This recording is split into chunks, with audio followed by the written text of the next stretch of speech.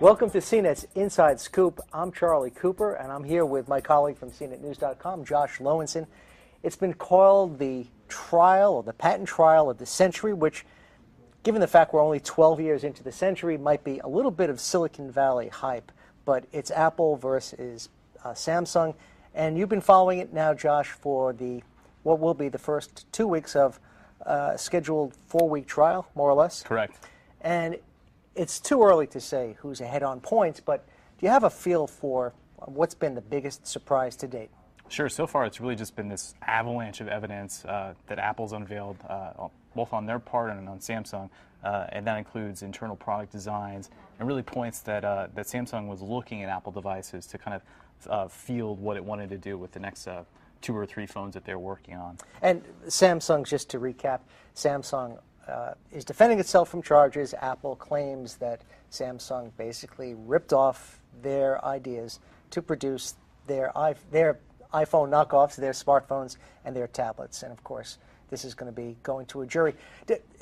We're not talking about a judge, it's a jury. These are laymen who presumably aren't experts in the ins and outs of technology. When you folks are sitting there watching the jury listen to testimony, do you have a feel as to whether or not they're really getting it?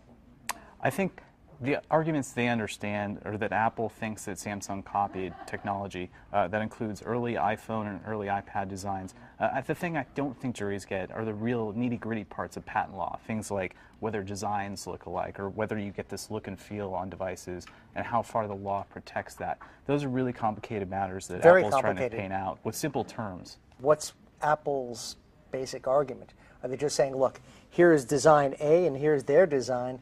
You can see the difference. That's exactly how they're doing it. They're basically taking Samsung's devices before the iPhone, the iPad, and showing afterwards and just trying to paint this picture that without the iPhone, the iPad, these could have never happened. Okay. And as far as for the boys and girls in the press box and the bloggers, give us a sense of what it's like to watch the proceedings. Are they buying the arguments of one side versus the other, or are they treating it all as, well, it's all a bunch of baloney? Well, the beginning of the trial was really exciting because Apple brought out these really kind of superstar witnesses. They brought out people in charge of the creation of the iPhone. They brought in marketers. They brought in designers. It's really kind of shifting more towards a patent trial now, to where we're getting into sort of the really depths of the argument. For the jury, they were almost warned to get some caffeine the other day because they were kind of falling asleep. I mean, it's getting really complicated. This is the stage of the trial where your eyes roll in the back of your head. Exactly. With another couple of weeks left in the trial, what should we look forward to? We really can expect that Samsung is going to attack back. So far, the trial has really been Apple attacking them with a bunch of evidence and a bunch of expert witnesses, and Samsung has played defense as much as they can.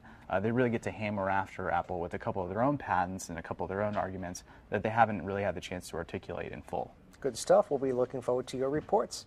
Thanks, Josh. Yeah. For CNET's Inside Scoop, I'm Charlie Cooper.